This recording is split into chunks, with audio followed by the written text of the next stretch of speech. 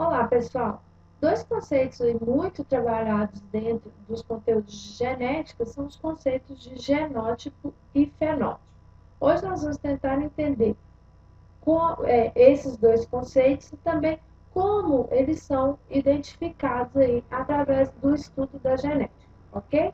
Então, pela origem dos nomes, já é possível identificar o que é um genótipo e o que é um fenótipo, tá? O genótipo aqui, ó, o início do nomezinho aqui, ó, já nos dá uma indicação de gene, ele tem a ver com um conjunto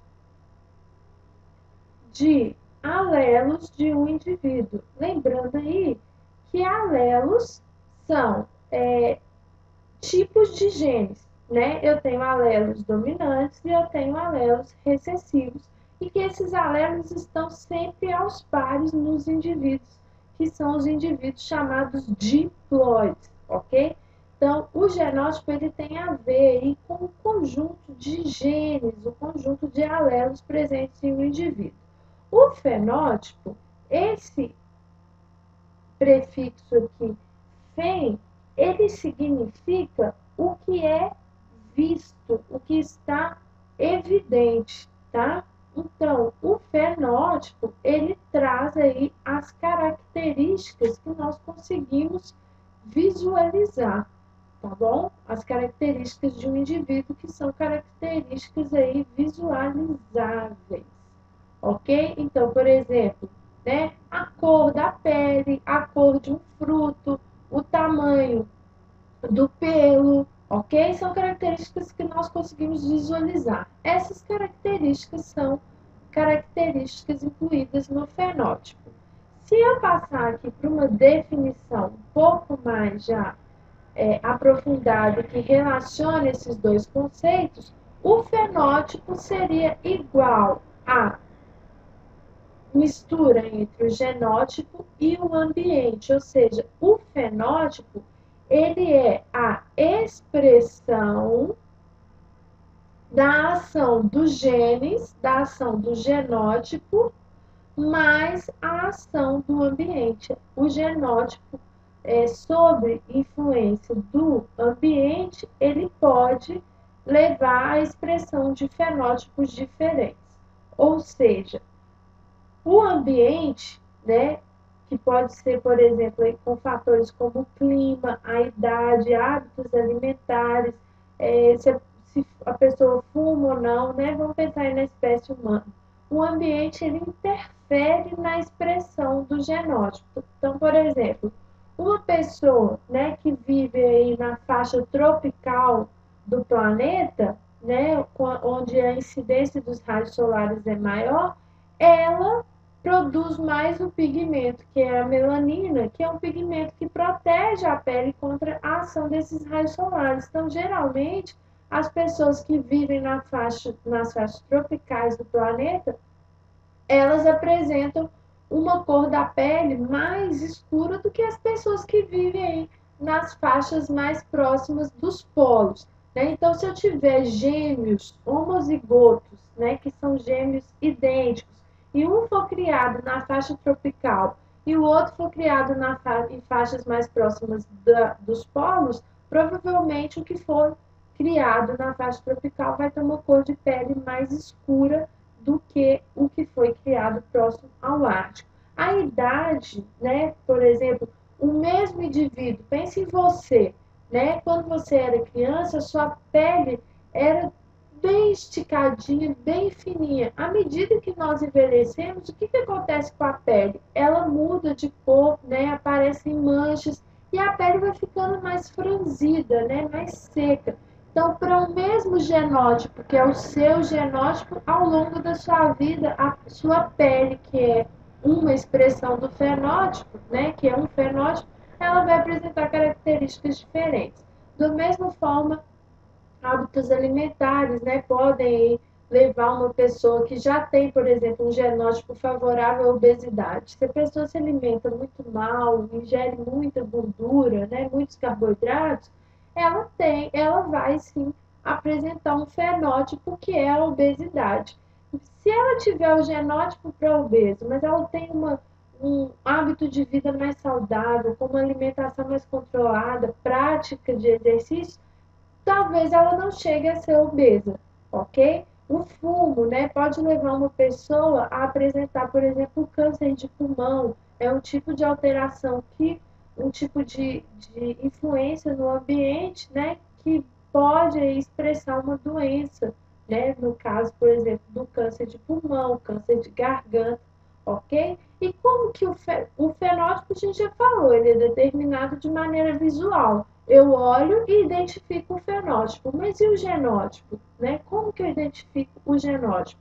Bom, a maneira mais comum de determinação do genótipo nas espécies é o chamado cruzamento teste. No cruzamento teste, eu já conheço um tipo de indivíduo com apenas um tipo de alelo, o indivíduo recessivo, ok? Então, eu já conheço esse indivíduo, eu já tenho ele isolado, e o cruzamento teste busca geralmente identificar os indivíduos que têm o alelo dominante.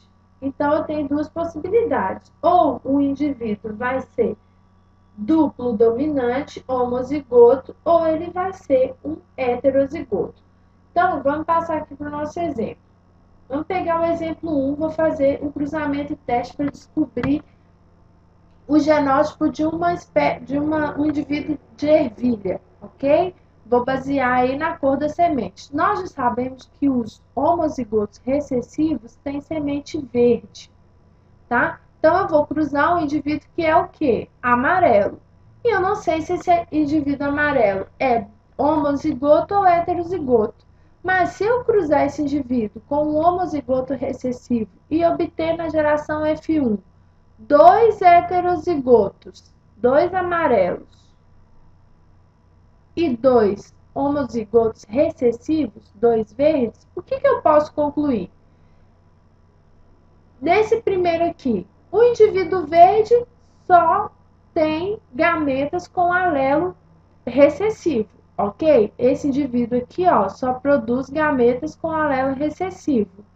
Então, esse alelo recessivo veio do verde e esse alelo recessivo veio do verde. O alelo dominante, então, só pode ter vindo do indivíduo que é o quê? Amarelo. Então, um dos gametos que esse indivíduo produz é o com alelo dominante.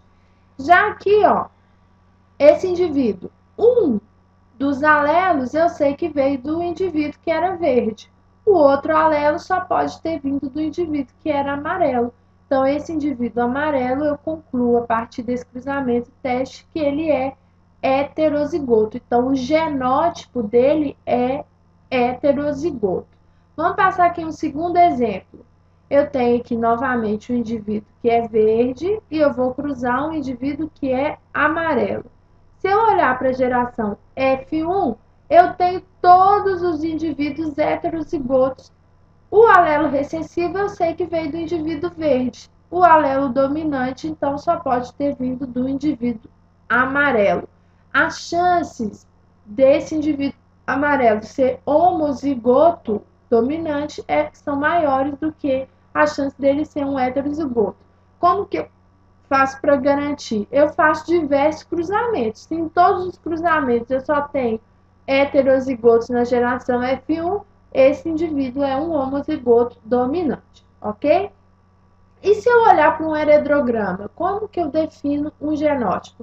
O exemplo mais simples e mais tranquilo para identificar é esse que eu vou dar para vocês.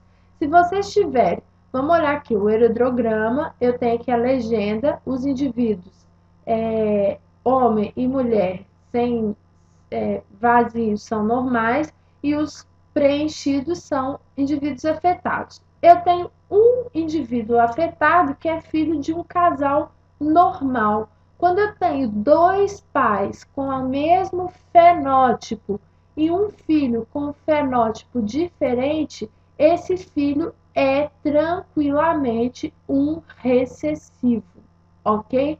Então, essa doença aqui é uma doença recessiva. Esse carinha aqui, vamos imaginar que a doença é determinada pelos alelos As, esse carinha é azinho, azinho, e os pais seguramente são heterozigotos, zigotos. Por quê? Porque se eles são normais, eles têm que ter pelo menos um alelo dominante. Mas se a partir deles foi gerado um indivíduo duplo recessivo, cada um deles também tem que ter um alelo recessivo.